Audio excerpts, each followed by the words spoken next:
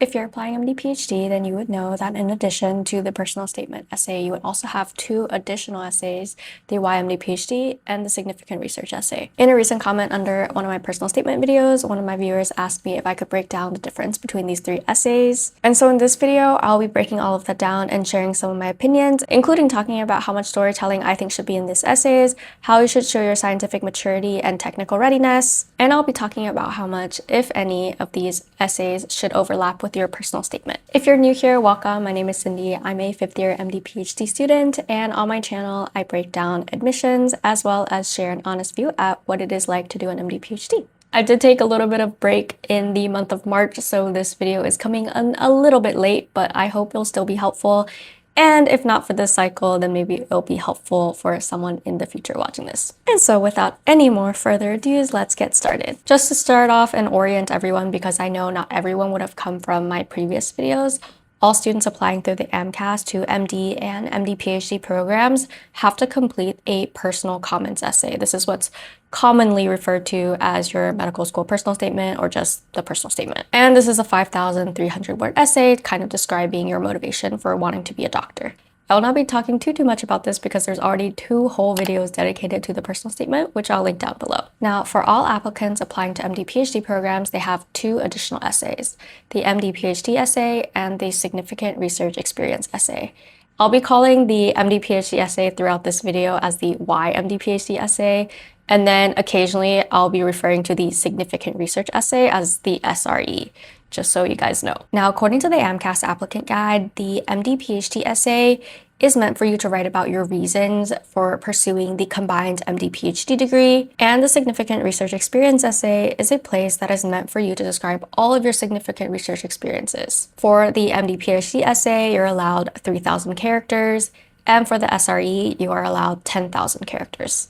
And maybe you're able to see it just from our discussion of all 3 essays so far. The MD-PhD essay is almost half the length of your personal statement essay, and the significant research essay is almost double the length of your personal statement essay. And so let's talk about this a little bit more, starting with the Why MD-PhD essay. So with the Why MD-PhD essay, the main thing you want to answer here is, why do I want both degrees? Why not just the MD, and why not just the PhD?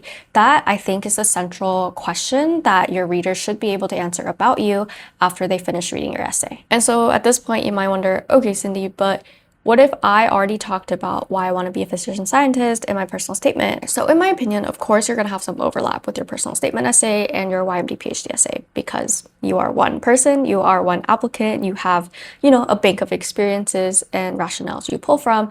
And it is probably true that some of your motivations for wanting to be a doctor does overlap with your motivations for wanting to do an MD-PhD. And if you're applying MD-PhD, research is likely a huge part of your experiences.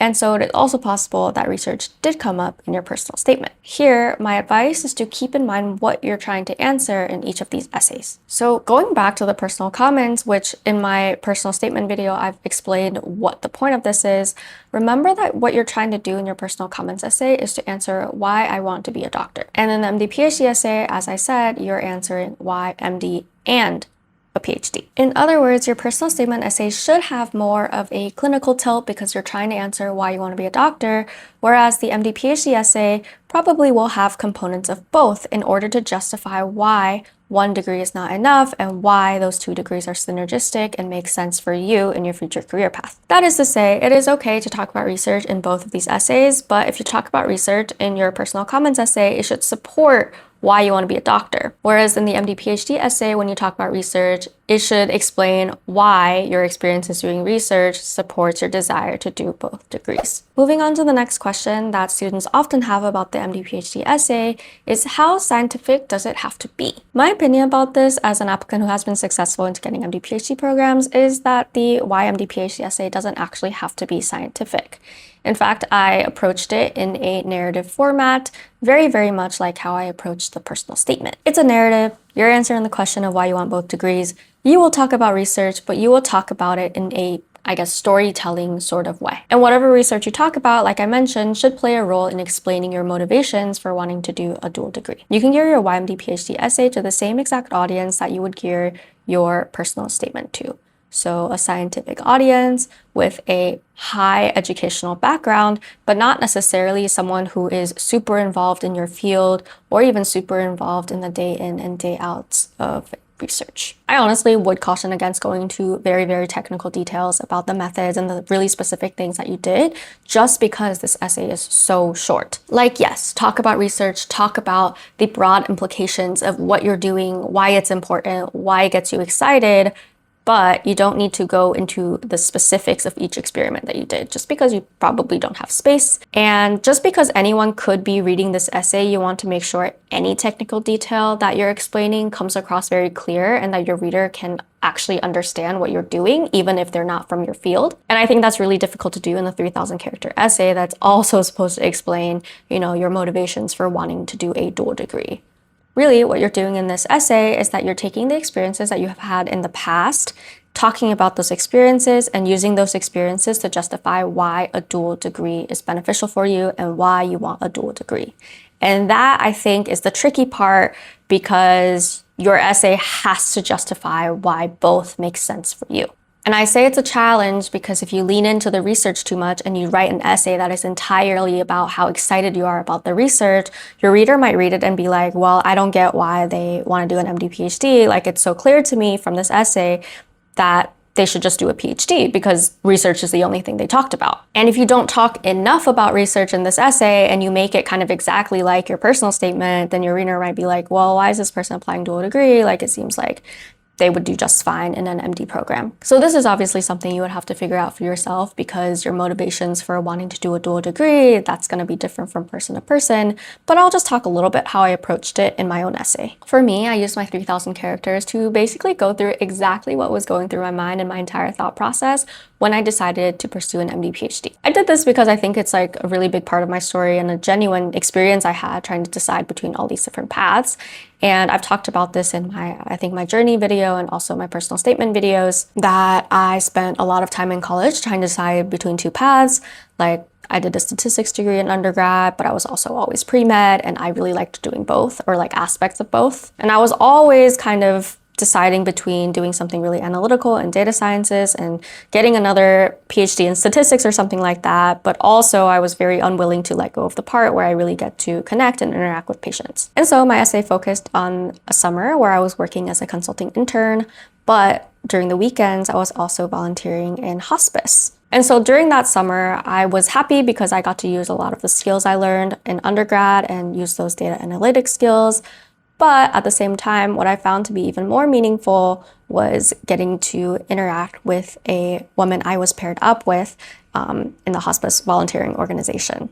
And then the essay kind of concludes finally when I was doing my research in my gap years, where I realized that MD-PhD and doing research, being a physician scientist, is the way for me to connect these two seemingly disparate fields. I'll be sharing this link on my Ko-Fi, which you can download below. But I'll just read you guys a little bit of an excerpt where I think I answered the question why I want to do MD-PhD. Medicine or statistics? While I knew problem solving is a significant component in practicing medicine, I did not want to give up my academic love for statistics completely. Side note, you guys, I wrote this when I really wanted to do a statistics PhD, and now I'm in informatics. And I recently just submitted a paper to kind of like a more statistics journal. And when the reviewers asked me to add the asymptotic properties, I was like, this is why I didn't do a statistics PhD. But anyways, however, through pursuing finance and public health projects, I knew I would not be fulfilled by the work that does not allow me to build relationships with those I impact. It turns out the answer was not an either or, but rather an and. During my gap years as a clinical research assistant in neurology, I had the chance to marry my two interests as one. I worked on solving complex problems, such as trying to prevent patients from having complications after their initial brain injuries by identifying those at highest risk.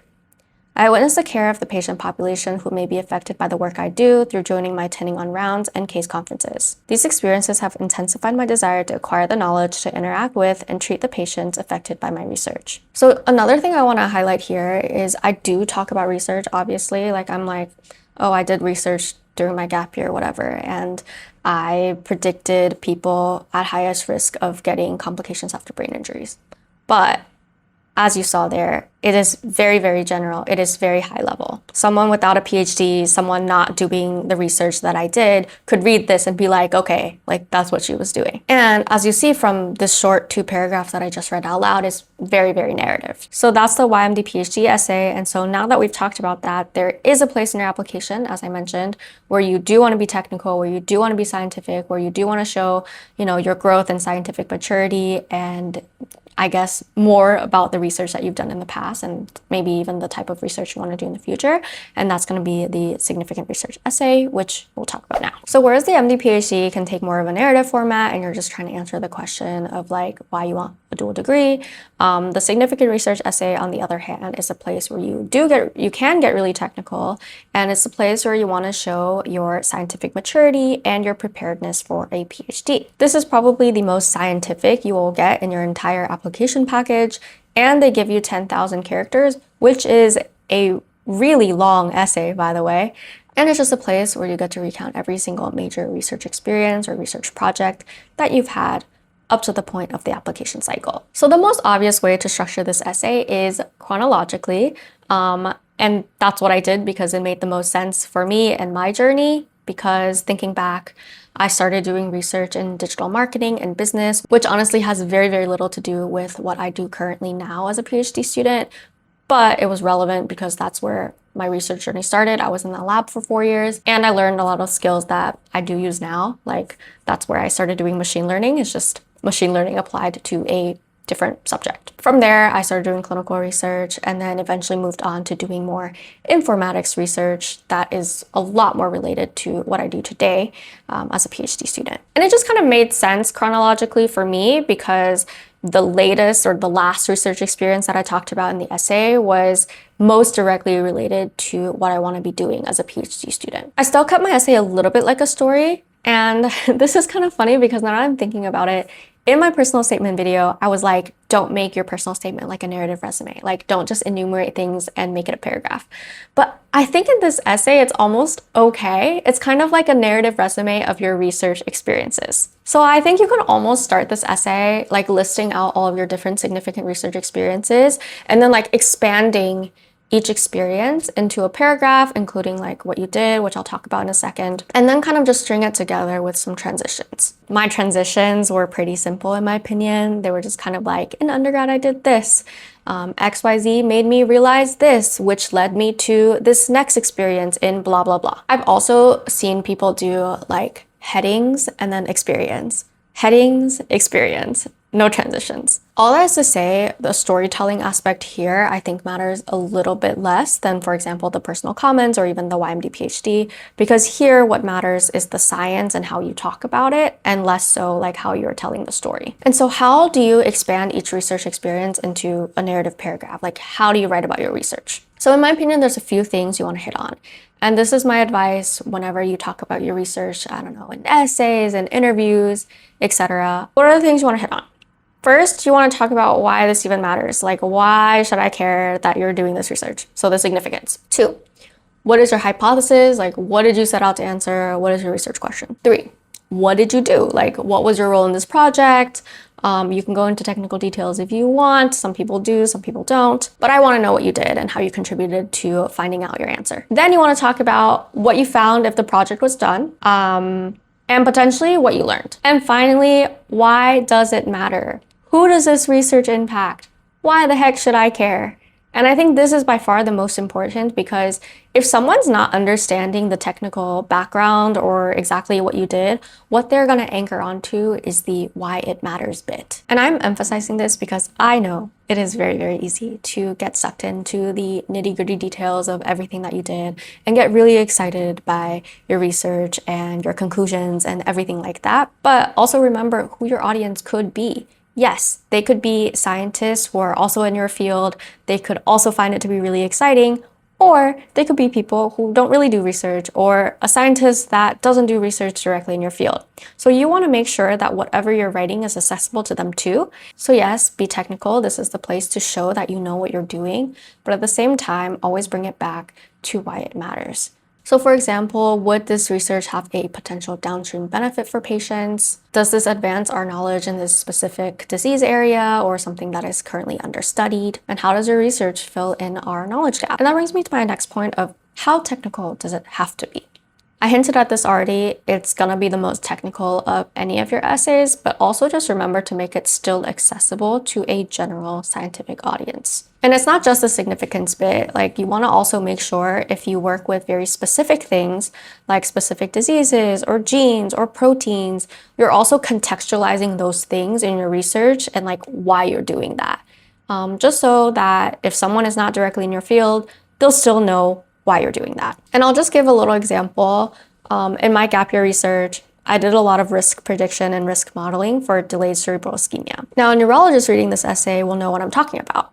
However, a more general scientific audience might not. So the first time I introduced it, I said something along the lines of, I study delayed cerebral ischemia, which is a type of delayed stroke after subarachnoid hemorrhage. Another thing I explained in my essay was an analysis I did called group-based trajectory analysis, and I just described that as a type of mixture model. On the flip side, I did not explain what an EEG is because I just assume my general scientific audience will know what an EEG is. And I also didn't explain what a logistic regression is because that's pretty common general scientific audience type knowledge. I'm still thinking about whether or not to share my entire SRE or just excerpts.